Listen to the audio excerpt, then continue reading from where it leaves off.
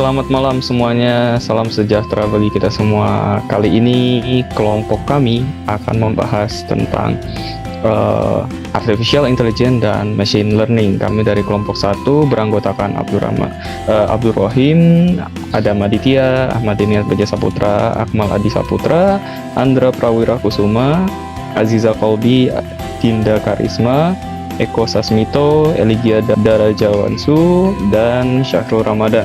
Nah, sadar nggak sih teman-teman bahwa kita tuh sering bersentuhan dengan AI dan machine learning? Dan gimana sih kita cara tahu apa itu AI dan machine learning? Nah, pada pembahasan kali ini, kelompok kami akan mempresentasikan tentang hal tersebut. Jadi, mari kita bahas. Untuk materi ke-1, saya Abdul Rahim dengan NIM 30101 yaitu pendahuluan AI atau Artificial Intelligence dan ML atau Machine Learning.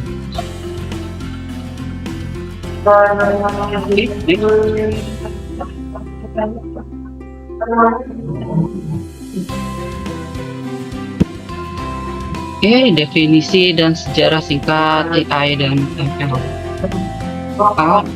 Definisi AI atau Artificial Intelligence menunjuk pada kemampuan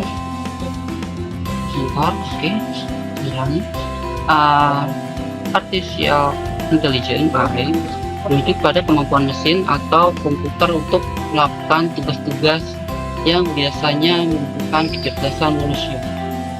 Ini mencakup kemampuan untuk belajar dari pengalaman atau machine learning, menyesuaikan diri dengan perubahan lingkungan, dan menggunakan bahasa alami serta melakukan tugas yang biasanya membutuhkan kecerdasan manusia seperti pengenalan pola, penalaran, dan pengambilan keputusan.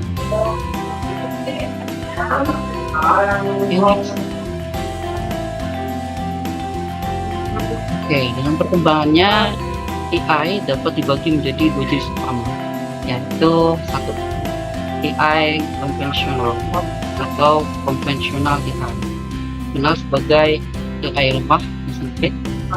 Jenis ini dirancang untuk melakukan tugas-tugas spesifik, contohnya termasuk sistem pengenalan suara, deteksi wajah, dan program permainan cepat. AI konvensional terbatas pada tugas tertentu dan tidak memiliki kemampuan untuk memahami konteks atau tugas di luar domainnya. 2. AI generatif atau generatif AI. AI kuat atau umum. Jenis ini bertujuan untuk meniru kecerdasan manusia dengan kemampuan untuk memahami, belajar, dan mengeksekusi tugas-tugas di berbagai domain. AI generatif belum sepenuhnya terwujud dan merupakan area penelitian yang terus berkembang. Perbedaan antara AI konvensional dengan AI generatif, perbedaannya yaitu jika AI konvensional itu masih membutuhkan usaha manusia atau program manusia, dan untuk mengaktifkannya juga membutuhkan manusia. Sedangkan AI generatif itu AI sudah berdiri sendiri. Dia bisa berpikir sendiri layaknya seperti manusia, dan hal ini bisa bersifat positif atau keuntungan untuk manusia karena bisa mempermudah untuk pekerjaan manusia. Tapi kekurangannya ini sangat berbahaya sekali. Jika AI sudah berdiri sendiri, hal yang ditakutkan yaitu AI bisa mengontrol dari semua kemampuan manusia dan kegiatan manusia. Oke, next. Definisi ML. Machine learning atau pembelajaran mesin adalah subbidang dari kecerdasan buatan atau artificial intelligence yang fokus pada pengembangan algoritma dan model komputer yang memungkinkan sistem untuk belajar dari data dan pengalaman. Tujuan utama dari machine learning adalah memberikan kemampuan kepada mesin untuk mengenali pola, membuat prediksi, dan mengambil keputusan tanpa harus secara eksplisit diprogram untuk setiap tugas tertentu. Ya, next. Ya, Ini perbedaan antara AI dan ML. Dari segi definisi, artificial intelligence merujuk pada kemampuan suatu sistem untuk melakukan tugas yang biasanya memerlukan kecerdasan manusia. Ini mencakup berbagai teknologi dan pendekatan untuk membuat komputer dapat berpikir dan belajar seperti manusia. Oke, machine learning adalah cabang dari AI yang fokus pada pengembangan algoritma dan model komputer yang memungkinkan mereka belajar dari data. Sebaliknya, ML memungkinkan mesin untuk meningkatkan kinerjanya seiring waktu tanpa harus secara eksplisit diprogram untuk tugas tertentu. Next. Perbedaan dari tujuan. Tujuan utama AI adalah membuat mesin dapat meniru kecerdasan manusia, termasuk pemahaman bahasa, pengenalan pola, pengambilan keputusan, dan tugas-tugas lainnya yang memerlukan pemikiran tingkat tinggi. Tujuan ML adalah memberikan kemampuan pada sistem untuk belajar dari data, mengidentifikasikan pola, dan membuat prediksi atau keputusan tanpa perlu diatur secara eksplisit oleh manusia. Next. Tujuan dalam keterlibatan manusia. AI mencakup lebih dari sekedar MS. AI bisa mencakup aturan berbasis sistem atau rule-based system, logika diferensial, dan metode lainnya untuk menciptakan kecerdasan buatan.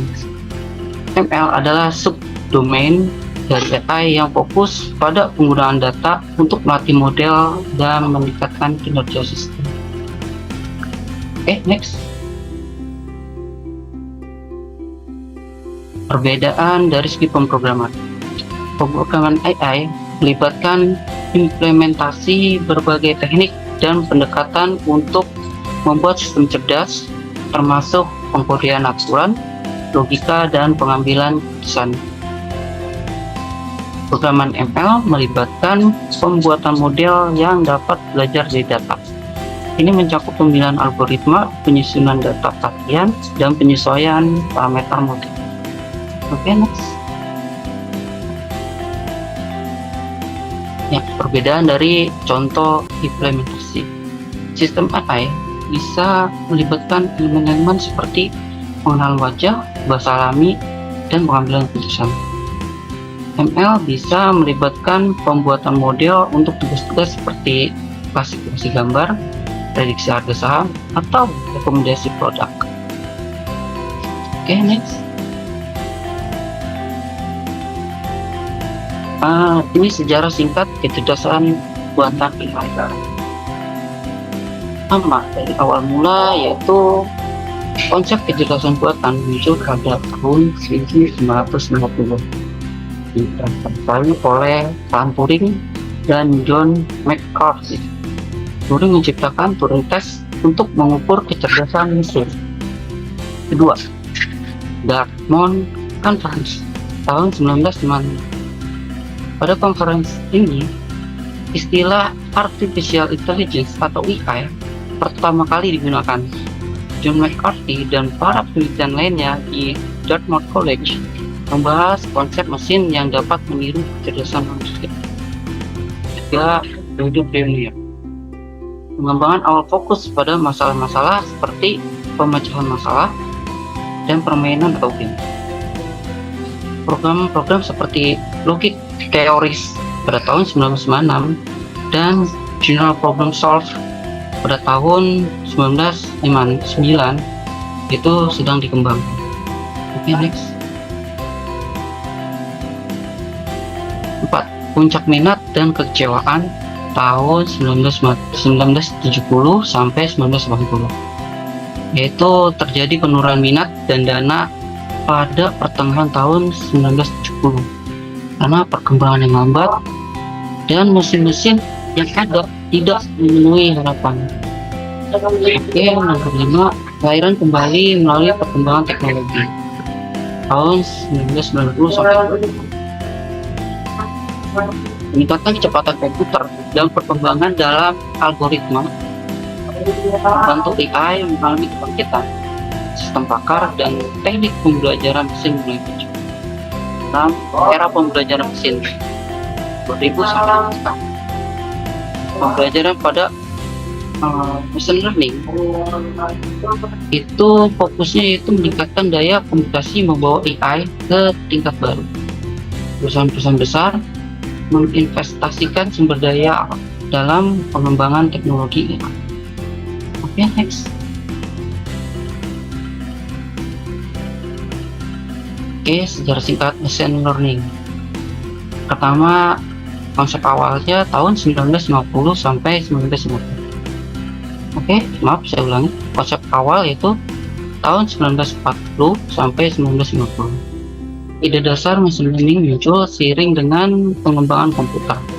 Alan Turing memberikan kontribusi pada konsep universal network. 2.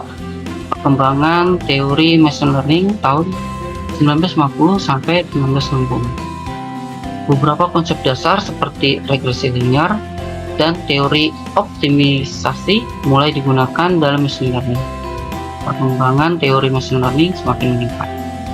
3. Pendekatan simbolik tahun 1960 sampai 1970.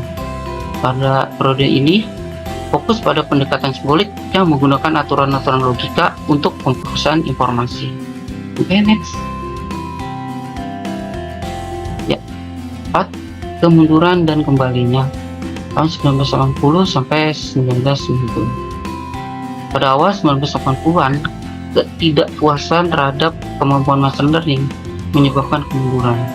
Namun, pada pertengahan hingga akhir 90-an, metode pembelajaran statistik seperti support vector machine dan neural networks membuat kembalinya populer yaitu tentang machine learning. 5. Machine learning modern tahun 2000 sampai dengan sekarang. Peningkatan daya komputasi, ketersediaan data, dan kemajuan dalam algoritma memimpin ke era baru machine learning. Metode seperti deep learning menjadi sangat berpengaruh, membawa kemajuan besar dalam pengenalan pola, pengolahan bahasa alami, dan tugas-tugas lainnya. Oke, next. Materi 3. Proses dan tahapan AI dan ML.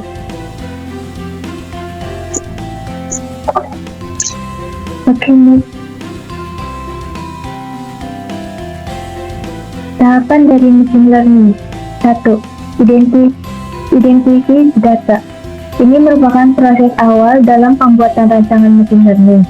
Pertama kali harus mengidentifikasi masalah yang ingin dipecahkan. Cara dengan pendekatan logis dan matematis. Mengidentifikasi data dapat digunakan untuk membuat pernyataan dasar, agar alur yang kita buat tidak keluar dari topik awal pembahasan. 2. Prepare data. Data sangat berperan dari pembuatan model machine learning. Semakin banyak data yang disiapkan, semakin valid output yang dihasilkan oleh machine learning. Dalam pengumpulan data terdapat dua metode, yaitu mining dan web scraping. Oke, next.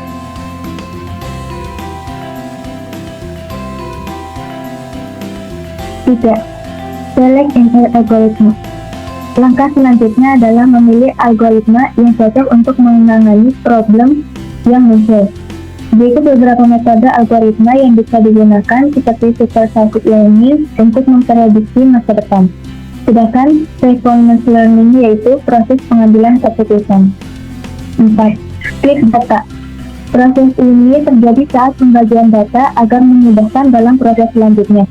Dengan data yang dibagi ini, model machine learning mudah untuk diidentifikasi. 5. Train. Proses train digunakan untuk melatih tubuh machine learning dengan mengisikan data yang sudah diproses. Mulai dari proses mengidentifikasi, mempersiapkan data, dan memilih algoritma yang tepat. Tak lupa membagi data yang sudah diproses, mesin dilatih agar dapat menentukan data yang masuk sesuai dengan klasifikasinya. Oke, next.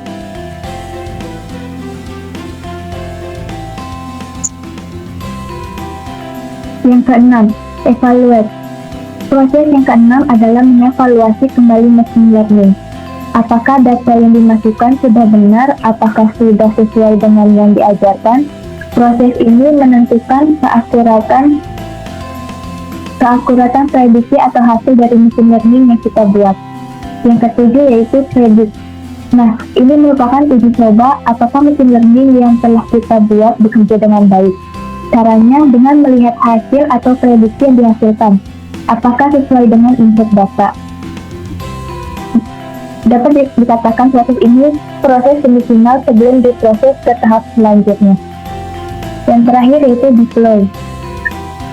Berikut merupakan proses akhir dalam membangun model machine learning yaitu proses deploy. Proses ini langsung menerapkan kepada masalah tentunya untuk melihat prediksi dari data yang ada. Baiklah, kita masuk ke materi yang keempat, yaitu penerapan AI dan machine learning pada kehidupan sehari-hari. Kalau pada materi sebelum ini telah dijelaskan tentang teori-teori dari AI dan juga MA, kali ini kita akan membahas tentang pengaplikasian fitur-fiturnya pada kehidupan kita sehari-hari. Oke, yang pertama yaitu rekomendasi di marketplace. Seringkali kita jumpai rekomendasi yang disarankan oleh marketplace selalu sesuai dengan kebutuhan kita. Itu karena pada setiap aplikasi marketplace menggunakan metode unsupervised learning untuk menganalisis target pasar. Dengan menggunakan histori pencarian yang telah kita lakukan selama rentang tertentu akan dijadikan sebagai data untuk dipelajari oleh machine learning pada aplikasi tersebut. Sehingga secara otomatis marketplace akan memberikan rekomendasi barang sesuai kebutuhan penggunanya. Dan yang kedua, pengkategorian terhadap email. Kalian pasti pernah menemukan pengkategorian email seperti email untuk sosial, forum, promotion, dan juga spam. Ini merupakan salah satu contoh penerapan machine learning. Dengan adanya data yang masuk terus-menerus dalam email, digunakan machine learning pada email untuk melakukan klasifikasi berdasarkan kategori yang ada. Apakah masuk kategori sosial, updates, forum, maupun promotion. Namun terkadang beberapa email masih ada yang belum sesuai dengan kategorinya. Hal ini bisa saja disebabkan karena akurasi dari model yang digunakan yang tidak 100%, yang artinya masih ada peluang terjadinya kesalahan. Yang ketiga yaitu Face ID pada iPhone. Untuk semua para pengguna device keluaran dari Apple pasti tahu seberapa akuratnya fitur Face ID yang mereka punya. Hal ini bisa terjadi karena iPhone memanfaatkan face recognition, yaitu salah satu contoh pengaplikasian machine learning. Setiap detail wajah akan dibagi menjadi pixel yang berukuran kecil sehingga akan sangat detail. Kemudian barulah nantinya akan disesuaikan dengan gambar yang digunakan untuk pengujian. Ini termasuk pemanfaatan metode semi-supervised machine learning.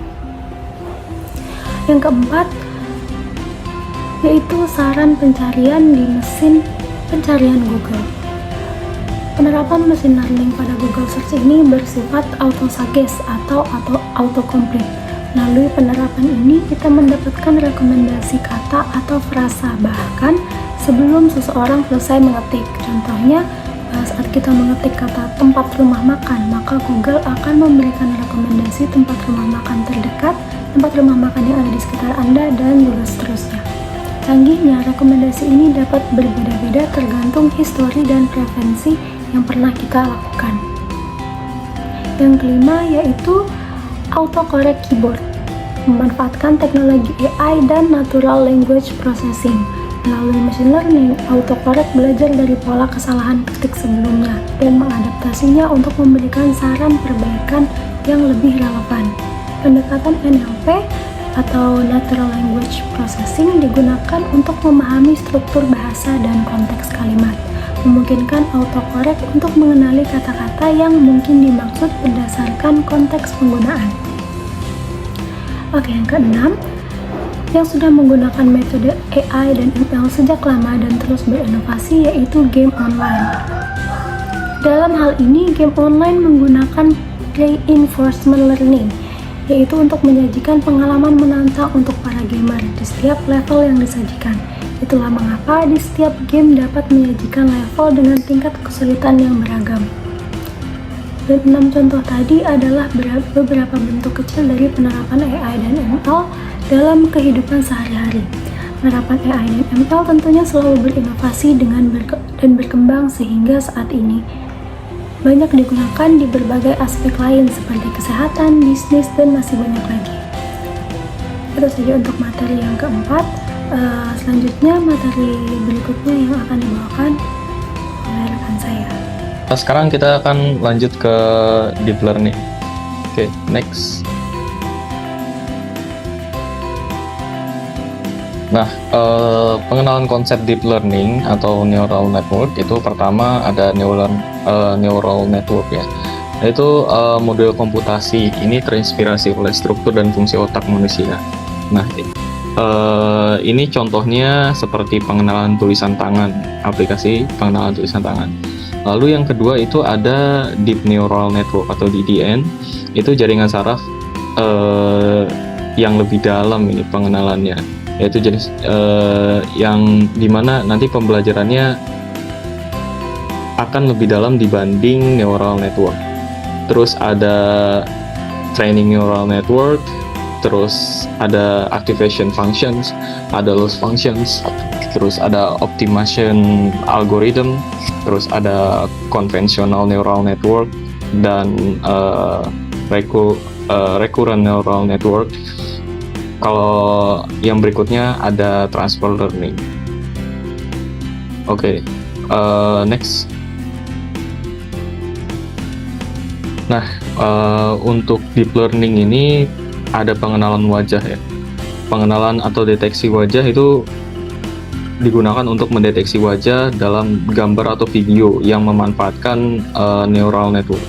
Nah, ini kita bisa mempelajari bagaimana nanti bentuk mata, hidung, mulut, sehingga nanti akan mengenali pola-pola ciri-ciri pada wajah gitu. Contohnya seperti di saat aplikasi itu bisa mendeteksi posisi wajah kita sebelah mana dengan bentuk otak. Terus ada pengenalan wajah, itu untuk mengenal wajah deep learning ini memungkinkan penggunaan model yang dapat mempelajari representasi unik dari setiap wajah. Terus yang berikutnya ada verifikasi atau validasi wajah ya. Ini merupakan deep learning yang digunakan untuk memverifikasi atau validasi wajah, memastikan bahwa wajah itu memang wajah orang yang diharapkan. Contohnya sistem keamanan pada beberapa handphone sekarang sudah menggunakan verifikasi wajah. Nah, selain itu deep learning juga bisa melakukan pengenalan emosi. Nah, dengan kemampuan ini maka nanti aplikasi bisa mengenali emosi senang, sedih, marah untuk tujuan untuk meningkatkan pengalaman pengguna seperti itu. Terus ada pengenalan wajah dalam waktu nyata, yaitu deep learning memungkinkan pengenalan wajah dalam waktu yang relatif lebih cepat, jadi real time. Contohnya seperti kalau misalnya di Jakarta, itu di stasiun kereta ada layar monitor besar, di mana nanti setiap penumpang yang melewati area itu nanti wajahnya akan dideteksi oleh mesin, lalu akan terlihat suhunya berapa, suhu dari tiap-tiap wajah-wajah itu. Seperti itu. Next. Nah, selanjutnya ada deep learning untuk pemahaman bahasa alami. Nah, ini deep learning dengan natural language processing atau NLP itu memungkinkan komputer untuk memahami dan menginterpretasi teks manusia. Nah, model deep learning ini biasanya untuk mengatasi tugas-tugas yang seperti analisis, sintaksis maupun semantik. Selanjutnya itu ada penerjemahan scene ya, deep learning yang digunakan untuk menerjemahkan mesin untuk menjadi teks-teks ke dalam bahasa yang mudah dimengerti manusia. Contohnya seperti Google Translate ya. Google Translate itu menggunakan pendekatan deep learning untuk menerjemahkan teks yang otomatis ke berbagai bahasa. Lalu ada generasi teks, yaitu deep learning model yang dapat dilatih ya untuk memahami teks baru yang berdasarkan pola. Ini mirip seperti ChatGPT. Nah, selanjutnya itu chatbot ya. Chatbot itu deep learning yang digunakan dalam pengembangan untuk memberikan respon kontekstual atau alami berdasarkan inputan yang dimasukkan. Chatbot itu ada banyak banget ya. Pasti tiap aplikasi biasanya ada chatbotnya. Terus analisis sentimen. Nah, analisis sentimen ini model deep learning yang digunakan untuk menganalisis sentimen dari teks seperti ulasan produk atau tanggapan pengguna. Nah, ini akan membantu memahami apakah teks tersebut bersifat negatif, positif, atau netral. Biasanya ini terdapat pada web e-commerce, sudah menggunakan pendekatan analisis sentimen. Lalu yang terakhir itu ada ekstraksi informasi. Nah, deep learning ini dapat digunakan untuk mengekstrak informasi spesifik dari teks yang melibatkan pemahaman konteks dan entitas yang ada di dalam teks. Contohnya deep learning ini adalah untuk mengekstrak nama, tanggal, lokasi dalam sebuah teks atau dokumen seperti biasanya perusahaan-perusahaan yang menggunakan recruitment, lalu data-datanya sudah diekstraksi untuk mempermudah proses rekrutmennya. Seperti itu. Next. Berikutnya kita akan membahas tantangan dalam implementasi AI dan machine learning.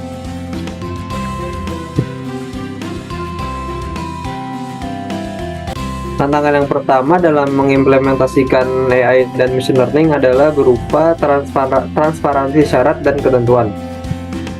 Transparansi syarat dan ketentuan ini biasa disebut terms and condition yang biasa ada di dalam aplikasi ketika kita baru menggunakan sebuah aplikasi. Syarat dan ketentuan ini mencakup ketentuan apa saja yang harus disetujui oleh pengguna ketika ingin menggunakan suatu aplikasi. Syarat dan ketentuan harus dibuat dengan bahasa yang mudah dipahami dan juga tanpa ada hal-hal yang tersembunyi.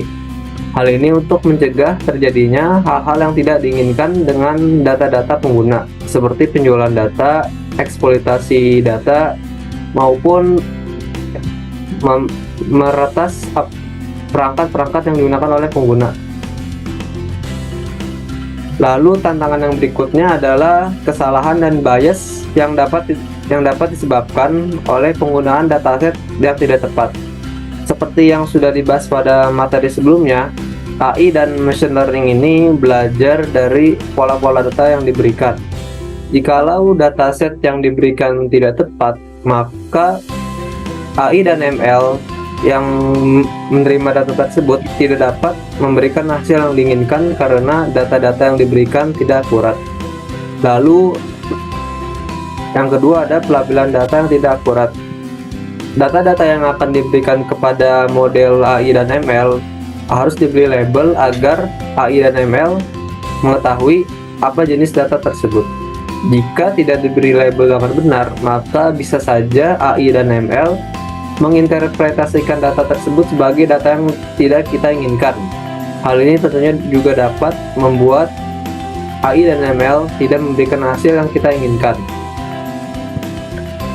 Lalu tantangan berikutnya dalam implementasi AI dan ML adalah regulasi dari regulator, di mana pihak berwenang seperti pemerintah berperan untuk meregulasi penerapan AI dan machine learning di suatu wilayah.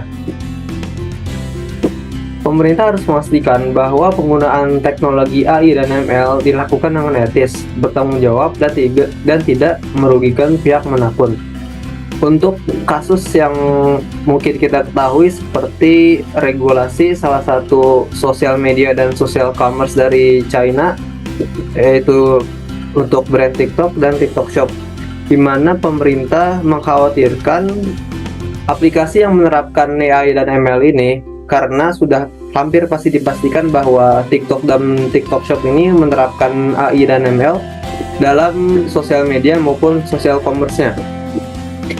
Dikhawatirkan penerapan AI dan ML dari pihak TikTok ini dapat merugikan banyak pihak, seperti persaingan harga yang tidak sehat, membuat narasi-narasi negatif menjelang tahun politik, maupun merugikan perekonomian karena bisa memasukkan barang-barang impor dengan harga yang tidak wajar sehingga merusak perekonomian negara.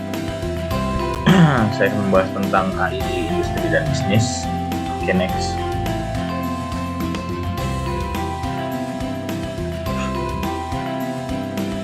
Nah, saya akan membahas salah satu peranan AI dalam otomatisasi proses bisnis.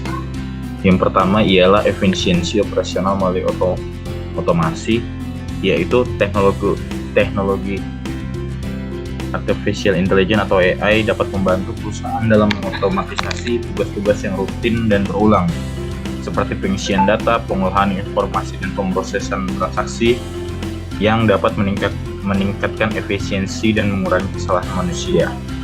Selain itu, perusahaan dapat menganalisa data yang besar dan kompleks dengan cepat dan akurat. Hal ini dapat memungkinkan perusahaan untuk mengambil keputusan bisnis yang lebih baik dan mempercepat pengambilan keputusan. Teknologi artificial intelligence atau AI juga dapat memprediksi perilaku pelanggan atau tren pasar di masa depan, sehingga perusahaan dapat membuat keputusan lebih baik tentang penjualan, persediaan, dan strategi bisnis. Oke, yang selanjutnya. Ini ada yang kedua adalah personalisasi pelayanan pelanggan. Teknologi AI mampu mengumpulkan data perilaku dan preferensi pelanggan, menganalisa data tersebut dan menyajikan rekomendasi yang sesuai dengan kebutuhan serta preferensi masing-masing pelanggan. Nah, dengan informasi yang didapatkan, perusahaan dapat menyarankan produk yang relevan dengan pembelian sebelumnya atau menyesuaikan pesan pemasaran dengan demografi dan minat pelanggan. Pemahaman lebih terhadap preferensi dan perilaku pelanggan membuat perusahaan dapat menyesuaikan banyak aspek seperti warna, ukuran, dan fitur produk, gaya komunikasi yang digunakan, waktu pengiriman sesuai dengan jadwal yang disukai oleh pelanggan, hingga jenis konten yang ditampilkan dalam situs web atau aplikasi. Okay, next.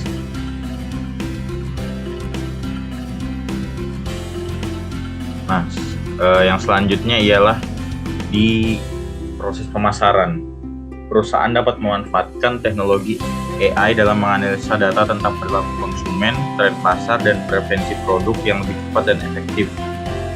Lalu kampanye pemasaran dapat dilakukan secara lebih optimal dengan adanya rekomendasi tentang waktu, lokasi, dan pesan pemasaran yang tepat. Perusahaan juga dapat melakukan forecast terhadap permintaan pasar sesuai dengan tren maupun historical data. Okay, next.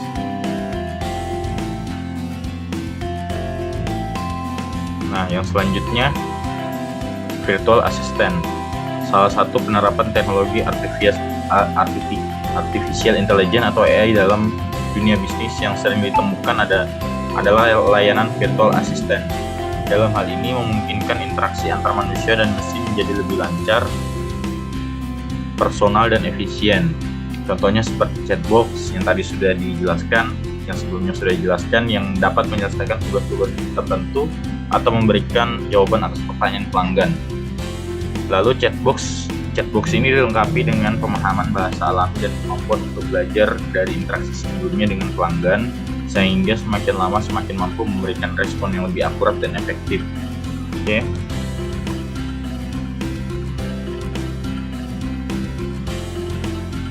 Nah, ini kita bisa lihat salah satu ada dua contoh yang saya tampilkan. Teknologi AI yang dikembangkan sebagai asisten pribadi seperti Siri dan Google Assistant yang dapat membantu pengguna dalam menyelesaikan tugas-tugas tertentu seperti mengumpulkan informasi, mengatur jadwal, dan memutar musik. Tidak hanya itu, pengembangan sistem pengenalan suara yang dapat membantu pengguna untuk mengontrol perangkat atau sistem. Oke, next.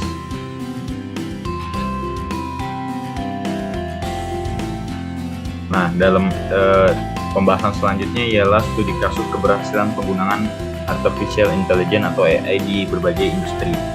Yang pertama ada beberapa contoh yang akan saya jelaskan. Yang pertama di bidang transportasi. Nah, perkembangan penggunaan AI dalam dunia transportasi ini udah merambah industri mobil dan truk yang sudah berbasis self driving ya. Sudah tidak jarang ditemukan di pasaran juga ataupun di jalanan. Jadi mobil dan truk ini bisa mengendalikan dirinya sendiri sesuai dengan lingkungan sekitar. Nah, jadi tidak perlu waktu lama menjadikan sistem AI sebagai standar isu teknologi di sektor otomotif.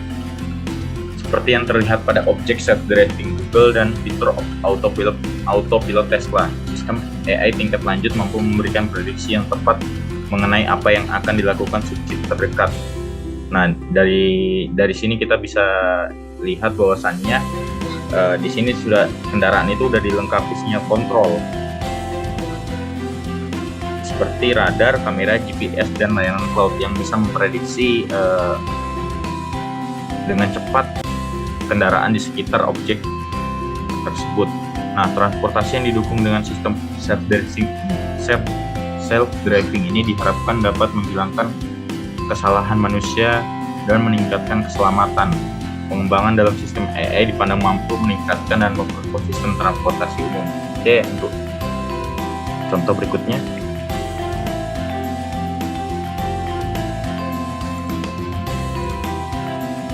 Oke, dalam industri kesehatan menjadi salah satu sektor yang dikenal sudah mengimplementasikan AI sejak tahun 2023 awal. Kecerdasan buatan telah meningkatkan layanan kesehatan secara signifikan dengan mempercepat penemuan obat, meningkatkan pengobatan jarak jauh, memungkinkan perawatan yang dipersonalisasi dan meningkatkan diagnostik.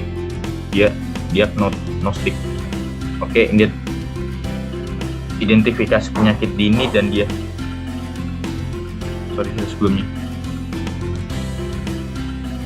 identifikasi penyakit dini dan diagnosis yang lebih cepat ini dimungkinkan oleh algoritma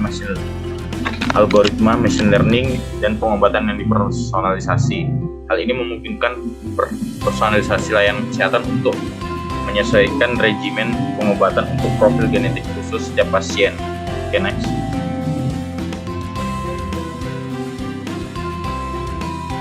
Nah, yang ketiga dalam bidang keuangan, penggunaan sistem keuangan. Nah, kita bisa baca juga untuk sistem keuangan ini, penggunaan sistem AI di kian marak. Contohnya deteksi penipuan, penilaian kredit, perdagangan algoritma, dan lain-lain. Nah, untuk organisasi keuangan dapat meningkatkan keputusan investasi dan pinjaman mereka dengan menggunakan AI untuk analisis risiko yang lebih baik. Nah, dalam institusi ini di sektor keuangan dapat mempersulit untuk tetap mengikuti berbagai regulasi. Jadi regulasi-regulasi yang terkait bisa diikuti saat memperbarui sistem AI ini. Oke, next.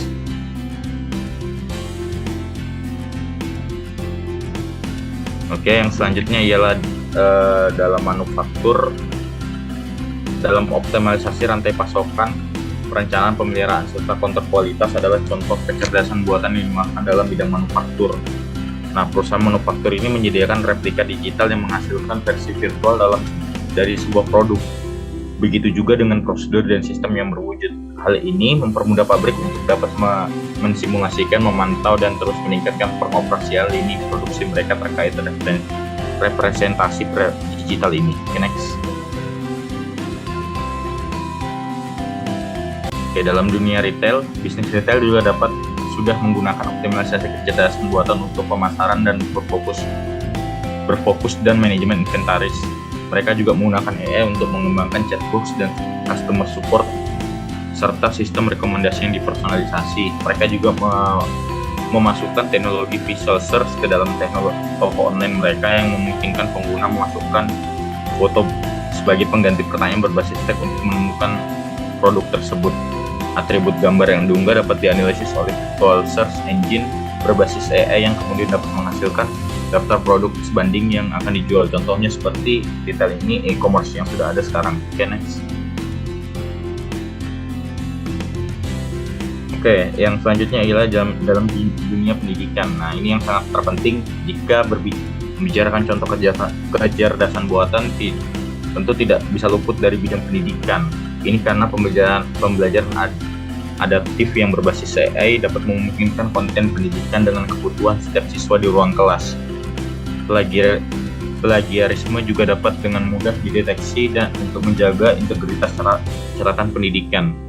Tenaga pengajar bahkan dapat menggunakan data analistik untuk memperkirakan kinerja siswa yang memungkinkan mereka mengambil tindakan korektif serta telah memasang identifikasi. Nah, dalam hal ini juga ada beberapa hal yang seperti tutor visual yang digerakkan oleh AI dapat menawarkan bantuan. Nah, di sini bisa terbantu untuk membimbing individu dan meningkatkan pengajaran kelas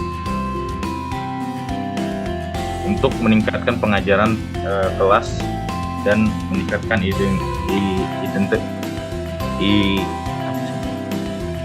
untuk meningkatkan kualitas pendidikan itu sendiri.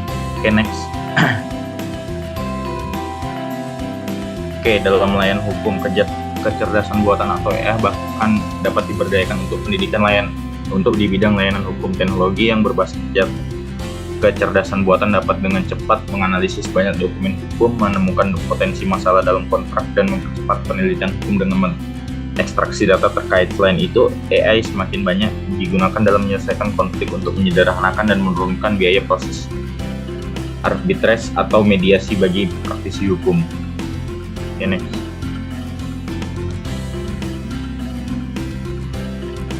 Oke, yang terakhir adalah keamanan. Last but not least, AI merupakan teknologi yang revolusioner di bidang keamanan.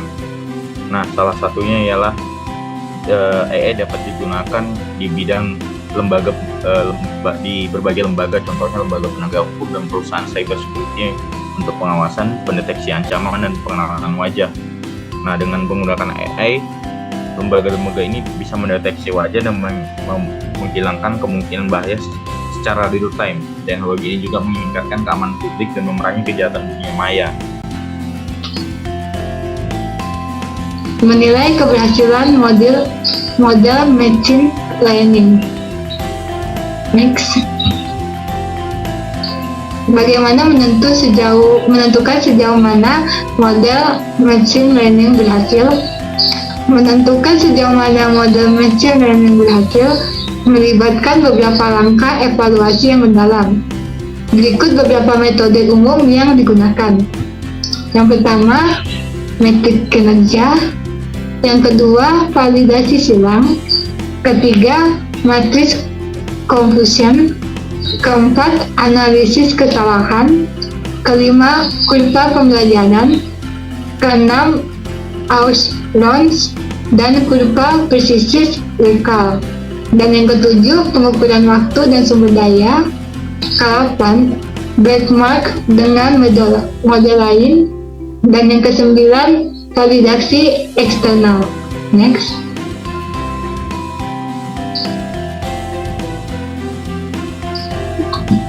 Faktor-faktor akurasi dan ketepatan prediksi pada machine learning.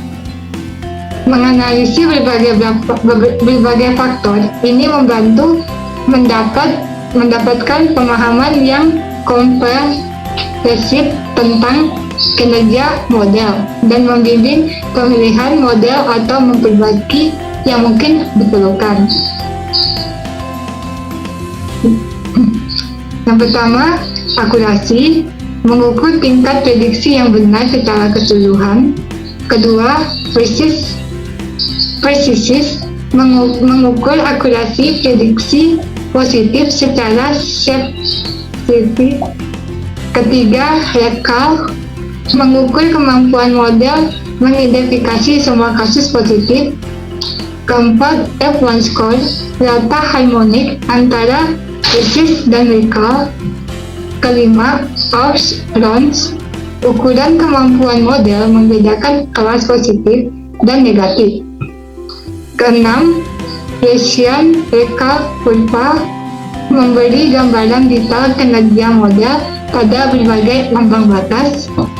Ketujuh, Matrix Confusion menunjukkan beberapa baik model memprediksi setiap kelas. Kedelapan, pembelajaran menilai perkembangan kinerja model seiring waktu dan ukuran sampel pelatihan. 9. Ketepatan kelas kecil memastikan model dapat memprediksi kelas minoritas. Ke-10, waktu eksekusi pertimbangan terhadap efisiensi waktu model.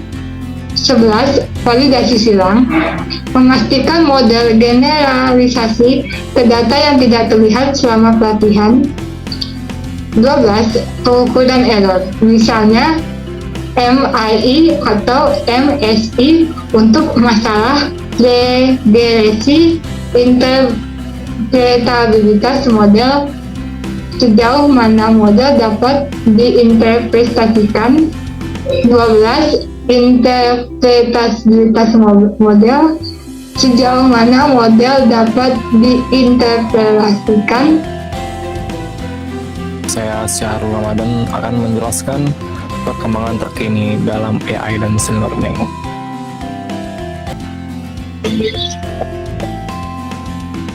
Jadi menurut para ahli, AI akan terus memberikan dampak yang besar terhadap industri pada tahun 2022 dan seterusnya. Hal itu didukung dengan kondisi pandemi yang melanda dunia kemarin, sehingga banyak perusahaan teknologi berbasis AI dan machine learning yang membuat terobosan baru. Saat ini perusahaan teknologi seperti Google, Microsoft, dan Meta menyiapkan alat dan perangkat lunak AI yang dapat meningkatkan proses kerja mereka, mengurangi atau menghapus kesalahan, dan menganalisis data dengan skala besar.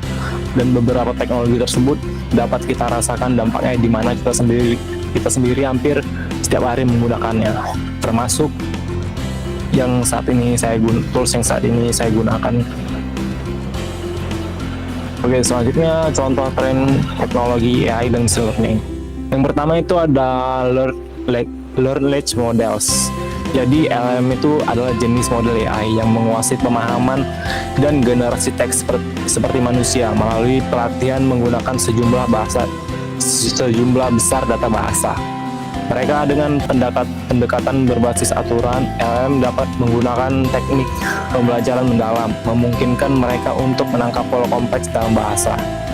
Jadi contohnya itu ada ChatGPT dan Bing Image Creator ya. Jadi kalau kalian belum tahu, ChatGPT itu bisa kayak kita ngajak ngobrol gitu, nanti dia nanggepin dan bisa kita ajak diskusi juga. Lalu ada yang selanjutnya itu ada Bing Image Creator. Nanti kita tuh tinggal nyebutin perintah aja, kita mau bikin gambar gimana, gambarnya itu seperti apa, contohnya gimana, kita tinggal ketik aja komennya, nanti dia akan bikin gambar dengan sesuai yang kita mau gitu. Baru yang kedua itu contoh tren teknologi dari machine learning ya, yaitu personalisasi konten yang digunakan perusahaan teknologi seperti Meta dan TikTok. Meta dan TikTok. Meta itu yang ini ya, yang membuat Facebook, Instagram, dan WhatsApp. Jadi kita ambil dua perusahaan ini aja contohnya. Jadi dua perusahaan teknologi besar, mereka menerapkan teknologi machine learning untuk tujuan personalisasi pengalaman pengguna. Keduanya menggunakan algoritma machine learning untuk mengumpulkan dan menganalisis data pengguna, termasuk interaksi seperti like, subscribe, dan komen di platform mereka. Selain sumber data internal, keduanya juga menggabungkan data dari aplikasi dan situs web mitra, serta sumber eksternal untuk meningkatkan pemahaman tentang preferensi dan perilaku pengguna. Algoritma machine learning yang digunakan oleh kedua platform ini memproses data tersebut untuk membentuk profil pengguna dan menyajikan konten yang lebih relevan dan disesuaikan dengan kecenderungan dan preferensi masing-masing pengguna. Jadi contoh dari tren ini tuh ada dampak dan positif dan negatifnya ya. Untuk dampaknya itu nanti kita bahas di slide selanjutnya. Oke, sekarang kita bahas dampak perkembangan teknologi AI dan machine learning pada industri dan masyarakat. Teknologi kecerdasan buatan atau AI sudah menjadi tren di era digital saat ini. AI memiliki potensi untuk mengubah cara hidup dan bekerja. Penggunaan AI di berbagai sektor seperti perbankan, otomotif, dan pendidikan semakin meluas. Namun seperti halnya teknologi lain, AI juga memiliki dampak positif dan negatif terhadap masyarakat. Kebanyakan dampak negatif itu ke masyarakat ya, kalau ke industri itu cenderung ada positifnya. Oke, yang pertama dampak positifnya itu teknologi AI dan machine learning merangsang inovasi di berbagai bidang dan membuka potensi untuk menyelesaikan masalah kompleks serta mengeksplorasi wilayah baru. Dampak positif yang mencolok melibatkan peningkatan efisiensi operasional melalui otomisasi tugas-tugas rutin, personalisasi pengalaman pengguna, dan rekomendasi konten yang disesuaikan. Ini yang dampak dari machine learning tadi ya, yang rekomendasi konten yang disesuaikan ini. Dengan penerapan teknologi AI dan machine learning, kita juga menyaksikan peningkatan terhadap pengalaman pengguna di berbagai aplikasi dan kontribusi terhadap pengembangan kendaraan otonom di bidang transportasi. Ini ada contohnya, yaitu kalau kalian tahu ini adalah fitur autopilot dari mobil Tesla ya. Jadi autopilotnya itu menggunakan AI yang mengatur sensor di sekitarnya. Jadi AI ini juga terintegrasi dengan Maps. Jadi sehingga dia bisa mobilnya itu bisa berjalan sendiri ke tempat tujuan. Jadi kita tinggal diam, nanti dia mobilnya jalan sendiri. Oke, sekarang kita bahas dampak negatifnya. Namun di sisi lain, teknologi AI juga memiliki dampak negatif. Salah satu dampak negatif dari teknologi AI adalah pengangguran. AI dapat mengambil alih pekerjaan manusia dalam beberapa sektor. Sebagai contoh, di sektor desain grafis, dengan teknologi AI dapat melakukan tugas-tugas yang sebelumnya dilakukan oleh pekerja manusia. Hal ini dapat menyebabkan banyak pekerja kehilangan pekerjaannya. Ya, jadi contohnya dari AI Bing Image Creator tadi, dia bisa bikin gambar dengan apa yang kita mau, dengan imajinasi kita sendiri. Biasanya kan kalau kita mau request gambar gitu sama ini ya, sama desainer. Jadi sekarang pakai AI juga udah bisa. Itu salah satu dampak negatifnya, yaitu menambah pengangguran. Bukan menambah pengangguran, tapi mengurangi pekerjaan orang sih. Selain itu, implementasi teknologi machine learning dalam berbagai sektor juga menimbulkan dampak negatif, terutama terkait privacy dan etika. Penggunaan algoritma canggih untuk analisis data dan dapat menimbulkan kekhawatiran privasi karena kemampuannya dalam mengumpulkan, menyimpan, dan menganalisis informasi pribadi. Oleh karena itu, sambil mengakui manfaatnya, perlu adanya upaya serius dalam mengatasi tantangan privasi dan etika yang dihasilkan oleh kemajuan teknologi machine learning. Jadi ini tuh salah satu dampak dari teknologi machine learning tadi ya.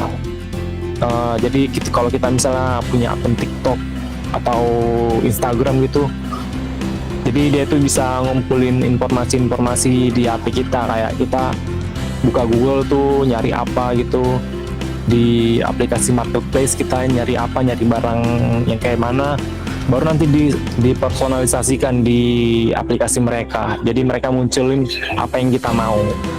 Ya, itu juga termasuk masalah privasi ya. Untuk selanjutnya dari saya adalah artificial intelligence dan machine learning dalam masa depan. Next. Yang pertama ini ada artificial AI dan machine learning ML dalam masa depan. Masyarakat kita saat ini mengalami perubahan paradigma dan pergeseran zaman. Dalam bahasa Chris Dixon, inovasi teknologi telah membuat dunia dalam keadaan terganggu ketika satu inovasi dapat mengganggu pasar yang ada. Dalam gambaran yang lebih besar, teknologi telah membuat perubahan mendasar dalam cara hidup dan interaksinya. Waktu dan ruang dikonversi sehingga orang-orang di seluruh dunia dapat saling mengenal, bertukar nomor telepon, email, dan sosial media, dan sebagainya. Next. Yang kedua adalah contoh-contoh AI dan ML dalam masa depan sebagai berikut. yang pertama, AI dan ML akan mengubah metode ilmiah. Dengan AI dan pembelajaran machine learning, kita dapat berharap untuk melihat urutan besar peningkatan dalam apa yang bisa dicapai. Yang kedua adalah AI akan menjadi pilar kebijakan luar negeri nih. Komisi Keamanan Nasional untuk Kecerdasan Buatan telah dibentuk. Rekomendasi terperinci, pemerintah Amerika Serikat perlu sangat mempercepat inovasi AI. Ada sedikit keraguan bahwa AI akan sangat penting bagi ketahanan ekonomi yang berkelanjutan dan kepemimpinan geopolitik Amerika Serikat. Yang ketiga adalah AI akan memungkinkan pengalaman konsumen generasi berikutnya. Pengalaman konsumen generasi berikutnya seperti metaverse dan cryptocurrency setelah mengumpulkan banyak desas-desus. Pengalaman-pengalaman ini dan yang lainnya seperti mereka akan dimungkinkan secara kritis oleh AI. Next, mengatasi krisis iklim akan membutuhkan AI.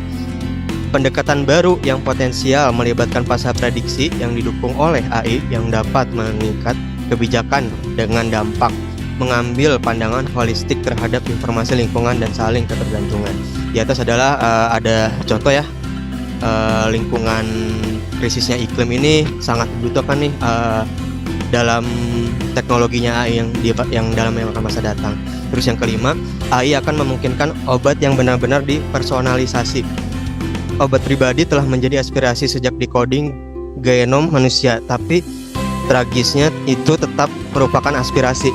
Satu aplikasi AI yang muncul secara meyakinkan melibatkan sintesis tetapi individual untuk pasien. Selain itu, AI memiliki potensi untuk suatu hari mensintesis dan memprediksi modalitas pengobatan yang personalitas dalam waktu dekat, tidak diperlukan uji klinis. Next. Selanjutnya adalah dampak positif AI dan machine learning dalam masa depan sebagai berikut nih, efisien dan produktivitas. Dan ML dapat meningkatkan efisien dan produktivitas dalam berbagai bidang kehidupan termasuk industri, layanan kesehatan, transportasi, dan banyak lagi. Yang kedua adalah dapat melakukan tugas yang repetitif dan memakan waktu dengan cepat dan akurat, membebaskan waktu dan sumber daya manusia untuk fokus pada tugas yang memerlukan kecerdasan dan kreativitas manusia. Yang selanjutnya adalah kemajuan dalam kesehatan, dapat menganalisis data medis dan memberikan diagnosa yang lebih cepat dan akurat. Yang kedua adalah pembangunan obat baru, pemantauan pasien dan perawatan kesehatan yang lebih personal dan terarah. Yang ketiga, yang berikutnya adalah peningkatan keamanan di sektor transportasi. AI dan ML dapat digunakan dalam sistem pengemudi otonom untuk mengurangi resiko kecelakaan. Yang kedua adalah di bidang keamanan cyber. AI dapat membantu mendeteksi ancaman dan melindungi data sensitif. Selanjutnya.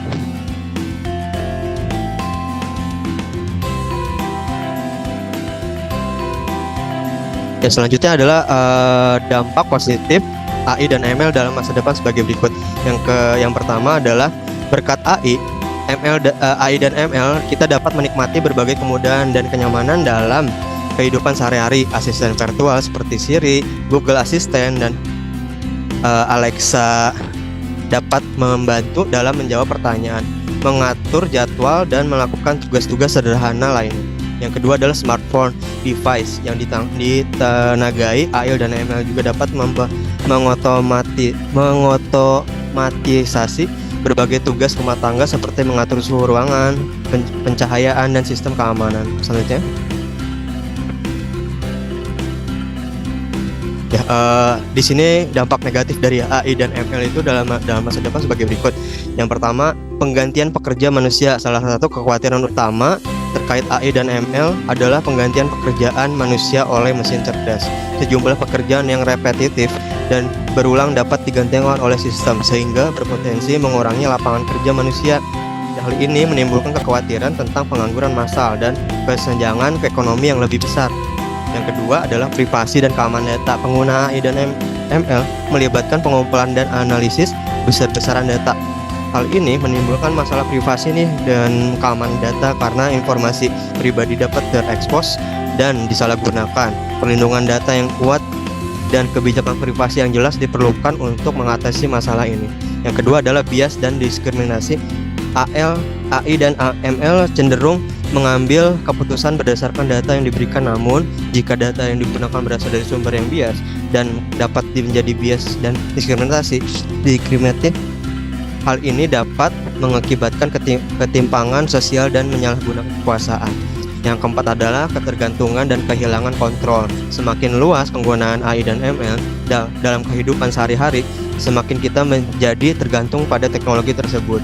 Kehilangan kontrol dan ketergantungan yang berlebihan pada AI dan ML dapat menjadi masalah, terutama jika terjadi kegagalan sistem atau manipulasi yang tidak diinginkan. Selanjutnya, selanjutnya adalah apa saja yang bisa dilakukan artificial intelligence AI dan machine learning ML di masa depan. Yang pertama, teknologi akan berdampak kepada kinerja keamanan dalam melawan cyber crime. Langkah awal untuk menangkal kejahatan cyber nih yang dilakukan menggunakan mesin adalah dengan melawannya menggunakan mesin juga.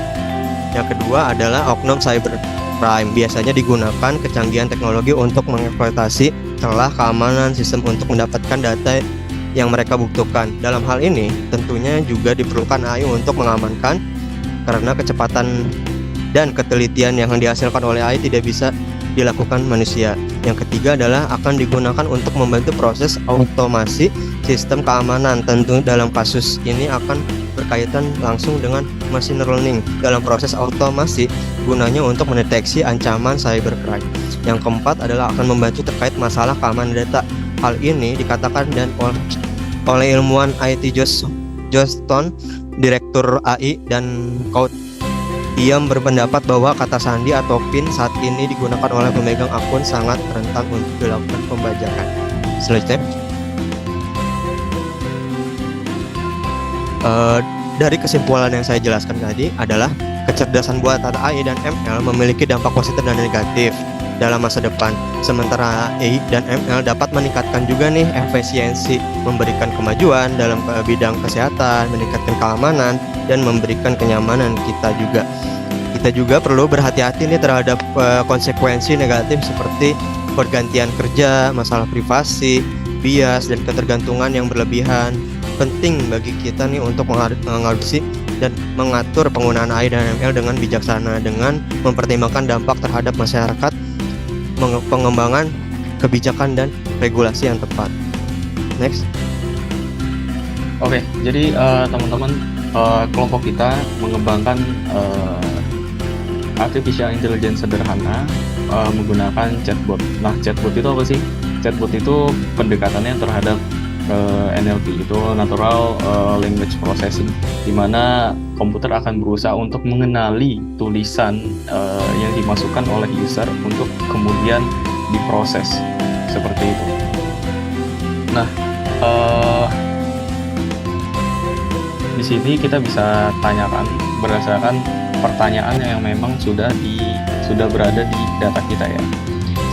Jadi setiap kali teman-teman mungkin kayak bingung, kok ini dia bisa jawab? Karena sebenarnya dia bisa jawab karena memang jawaban teman-teman akan direkam dan dicari miripnya itu dengan pertanyaan yang apa. Contohnya di sini saya akan menanyakan, kamu siapa? Nah, di saat kita mengirimkan, maka dia akan memprosesnya, lalu akan mencari pertanyaan apa sih yang sebenarnya dicari oleh si pengguna, dan di sini dia menanyakan kamu siapa. Maka di dalam database akan dicari pertanyaan yang mirip, yaitu kamu siapa. Nah, dia akan memberitahu dia itu siapa. Terus kalau misalnya kita bertanya lagi di sini kita bertanya siapa penciptamu? Misalnya kita bertanya tanpa tanda tanya ya. Nah, dia akan mencari jawaban yang mirip. Nah, jawaban yang mirip itu ada di data nomor 18. Nah, jadi di saat dicari pertanyaannya apa, maka akan ditampilkan jawabannya. Maka akan ditampilkan atau dikembangkan oleh mahasiswa Cyber Asia bla bla bla. Seperti itu. Nah, tapi di sini kita mengembangkan yang sedikit berbeda, di mana di sini datanya cuma sampai nomor 22 ya. Ini datanya akan bertambah. Saya akan bertanya apa itu teknologi. teknologi adalah suatu peranan pengetahuan. Nah, di sini mesin akan belajar. Nah, kita akan lihat sendiri bahwa datanya maksimal sampai nomor 22. Tapi kalau kita refresh, maka akan ada data baru. Apa itu teknologi? Nah, dia akan belajar untuk mencari tahu data-data baru. Misalnya kita bertanya, di mana Transjakarta? Nah, jadi dia akan menjawab berdasarkan data yang memang dia temukan. Nah, data yang dia temukan di mana itu biasanya ada big data khusus di mana akan disediakan API. Nah, API itu yang akan digunakan oleh browser untuk dapat memproses pertanyaan-pertanyaan. Jadi data akan terus bertambah. Nah, penggunaan chatbot seperti itu, dan begitu pula machine learning, di mana dia akan terus belajar dan terus belajar dari pertanyaan-pertanyaan baru. Nah, kayak gitu teman-teman. Bagaimana cara kerjamu? Biar kita tahu bagaimana cara kerja dia. Nah, dia bakal jawab, aku bekerja dengan cara memproses pertanyaan yang kamu berikan dan memberikan jawaban berdasarkan informasi yang telah aku pelajari. Jadi chatbot itu dia terbatas pada inputan kita. Jadi inputan kita dengan informasi yang dia punya. Kalau ternyata informasinya tidak ada, maka chatbot itu akan tidak bisa memproses. Seperti ini, misal berikan 5 tempat wisata di Indonesia, misalnya seperti ini. Berikan list 5 tempat wisata di Indonesia yang kamu tahu. Nah, dia akan jawab kayak gini. Nah, dia nggak akan tahu nih kayak, Laila belum diajarkan tentang itu, tapi Laila bisa kasih rekomendasi. Nah, chatbot itu juga bisa memiliki fitur, kalau kita ingin gunakan fiturnya, dimana kita akan bisa kasih rekomendasi buat dia. Dimana kalau misalnya kita klik di sini, maka kita akan diarahkan ke Google untuk tahu 5 tempat wisata di Indonesia yang kamu tahu sesuai dengan pertanyaan kita. Nah, itu chatbot terbatas pada inputan yang kita punya. Namun kita tetap bisa mengajarkan dia untuk cari tahu lewat Google, dan beberapa fitur lain kalau misalnya kita bisa menambahkan untuk tahu seperti apa sih kalau misalnya chatbot itu ingin belajar tentang deep learning. Untuk chatbot itu seperti itu teman-teman. Jadi AI ini memang, AI dan machine learning sangat banyak manfaatnya dalam dunia kehidupan, mempermudah kita dalam banyak hal. Namun itu akan menjadi tantangan untuk kita juga, apakah kita bisa untuk memanfaatkannya dan tidak kalah dengan kemampuan AI itu sendiri. Karena semakin lama teknologi akan semakin berkembang, tentu kita juga harus semakin berkembang. Oke, sekian presentasi dari kelompok kami, kurang lebihnya mohon dimaafkan.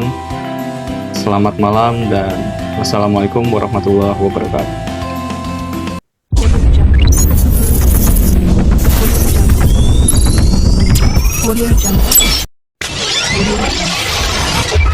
Audio Jungle.